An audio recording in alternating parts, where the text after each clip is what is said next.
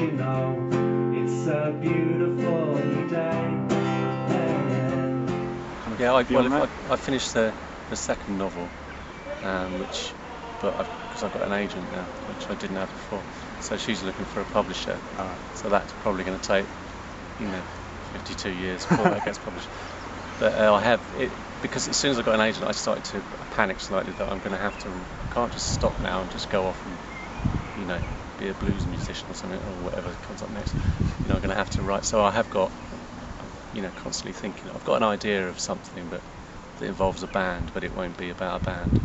If that makes sense. Mr. Blue Sky, please tell us why you had to hide away for so long. Where did we go wrong? Mr. Blue Sky, please tell us why you had to hide away for so long. Where did we go wrong? PJ Harvey said something that I wish I'd said recently.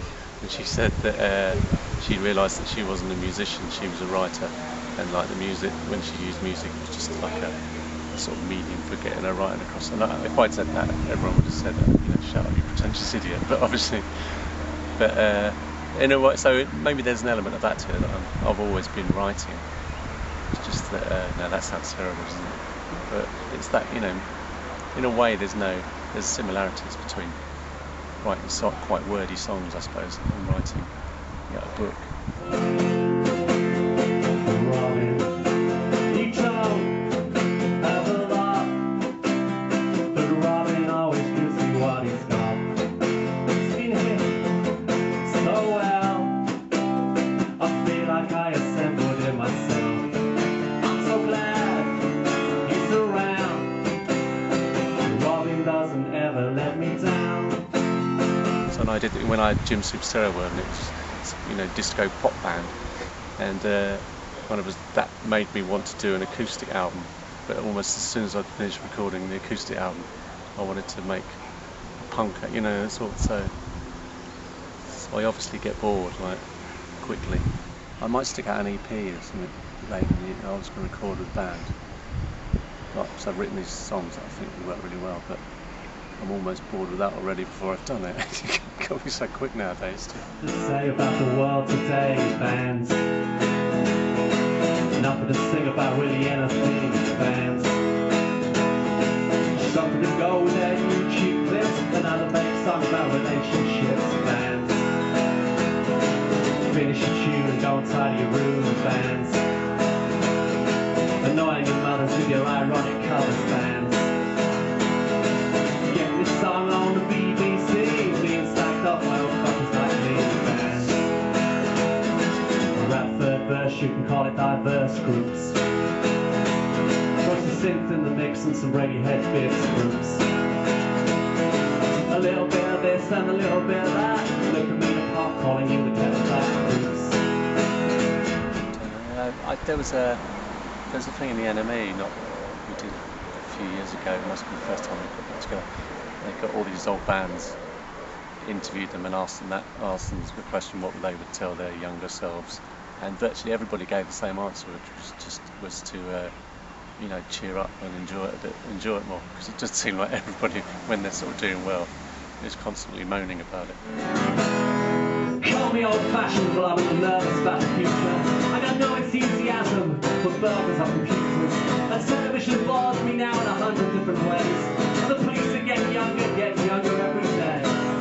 We're going to start rehearsing at the end of June, and then we'll rehearse like once a week in this really crummy studio, Crystal Palace, and then and sort of then just to get so that when we actually play, it feels natural and not like we're trying to remember the songs as though they're old songs.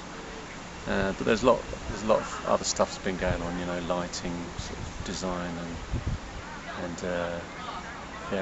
lots of things like that. It's quite hard to find, because we're not a band really that exists. We don't have any crew, any staff.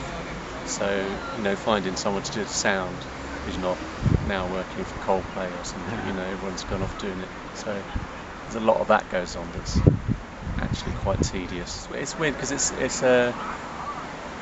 before we reformed, when at 2007, wasn't it, I had right close up to doing it. I had very clear intentions. I would never ever do it in a million years, and then various things sort of led to us doing it.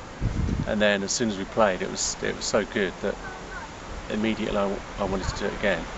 And then kind of after the dates are booked, there does become a period where I really think I wish I wasn't doing it.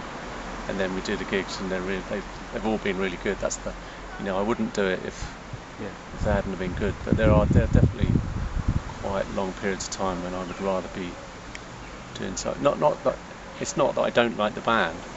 It's difficult to make them focus on anything else when they know that that's coming up, kind of thing. Because it's almost like that's the real thing. Yeah. So everything else is. And that must be a little bit frustrating.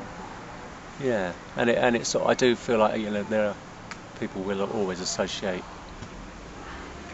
me with being from Carter. So if that was when I was going to do it. No, I shouldn't say because I might do it one day. But I had an idea for doing this, writing this thing all about that, about trying to move on from something and never been able to. So sometimes you can. I can say like there have. Mostly it's okay. But occasionally I don't, because I don't want to seem like I'm whinging about it. But occasionally people will say, I really like the reading you did, but why don't you put some guitars and a drum machine and get fruit bat on it? That kind of thing. That's what I don't like. I want to see the sights. I want to hear the songs about human rights, about human wrongs. I'm as sick and as stupid as all the rubbish that I've heard. The public gets the music, but not public to deserve. They put me in the spotlight.